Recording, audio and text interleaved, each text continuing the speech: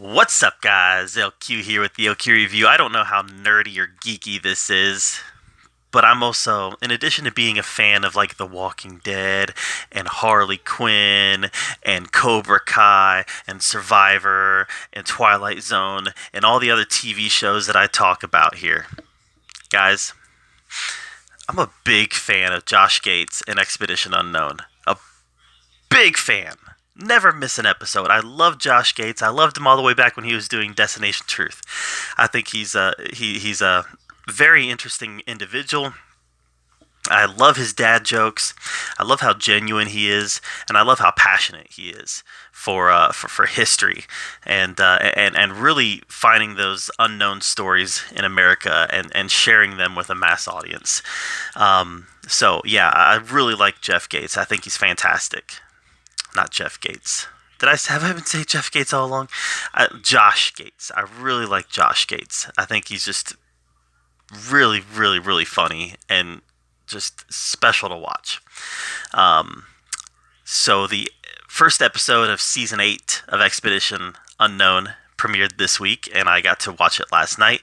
And it was a 90-minute episode on D-Day. Guys, I'm a history teacher. This was up my alley.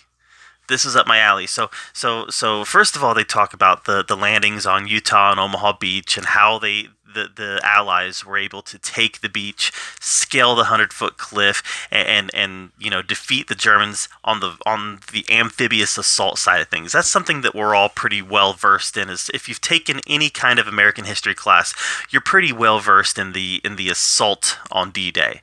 But what was really interesting to me was something that I didn't even know, and I've read several books on D-Day, watched documentaries. I'm no expert, but as a history teacher, I'm somebody that I feel is pretty well versed on D-Day, and I had no idea that they were still uncovering buildings that the Allies covered up, that were German strongholds during World War II. So this was really cool to watch. This team of investigators literally uncovering German buildings that were built. I think it was called Maisie's Battery, the area between Utah and Omaha Beach. Uncovering these buildings that the Allies buried after they were taking, and then literally going inside these buildings that have been under there for 75 years. They've been under the dirt. I was fascinated. They found a belt buckle. They found a SS helmet. They found pieces of weaponry. They found that the roof had been scorched over, so at some point it had been on fire. It was like they were rebuilding the history of D-Day right there in front of our eyes. So, this isn't going to be a big review because I just don't think that I talk about history all day long. So I don't know that a lot of people are going to be interested in coming here and hearing a D-Day lecture. But how cool was it to see this whole battery of German buildings get uncovered in an multi-acre wide field, and to have explorers enter these buildings for the first time since they were covered up in the days following D-Day. It was phenomenal. I was transported back to that time. And guys, next year, in March of 2021, I'm going to be at Normandy. I'm going to be there where this happened. I'm going to be right on the Omaha Beach. I'm going to see it with my own eyes.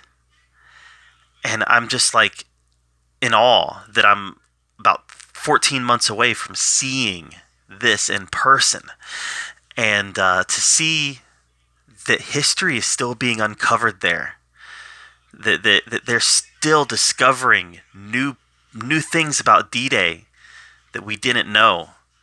It's mind-blowing to me. I was telling my wife is like, it really wasn't that long ago, 75 years. There's a lot of people.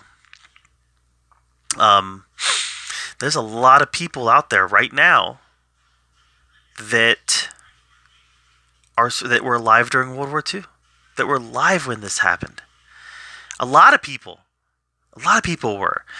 I told my wife, I said I was born in 1980. This happened 35 years before I was born. We are further away from my birthday than World War II is away from my birthday right now. That is sad. um, so it wasn't that long ago. It wasn't that long ago that the fate of humanity was at stake to a team of dictators operating in Europe and the Pacific. It wasn't that long ago. And to see that history could be forgotten so quickly. I don't know why the Allies covered up these buildings, but it's clear the Allies covered them up. I don't know why, but the fact that they were then forgotten and now they're being rediscovered. So, yeah, I love Expedition Unknown, and I'm not going to make Expedition Unknown a regular series that I do. Survivor's a regular series, Stranger Things, Cobra Kai, Doom Patrol, Titans. I have my TV shows that I talk about every week, and I don't think I'm going to make Expedition Unknown a regular series that I talk about every week. But this one was special. This one was a special episode that, guys, if you don't watch Expedition Unknown, it's on the Travel Channel. I definitely recommend you checking it out because this is a man, Josh Gates, who just dives into history. Not just American history, heavily American history. To be fair, heavily American history, but he dives into world history. And we get to travel the world with him as he explores the mysteries of this world.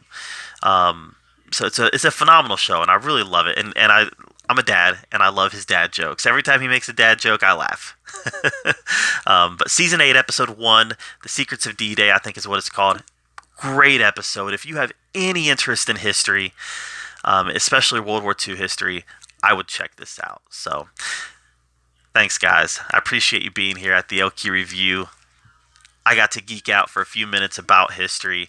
We can be geeky about anything, right? Nerdy and geeky about anything. I can be geeky and nerdy about history as well. So, thank you so much for being here at the LQ Review, where we get to talk about all the geeky, nerdy stuff we love to talk about. And until next time, guys, we'll see you later.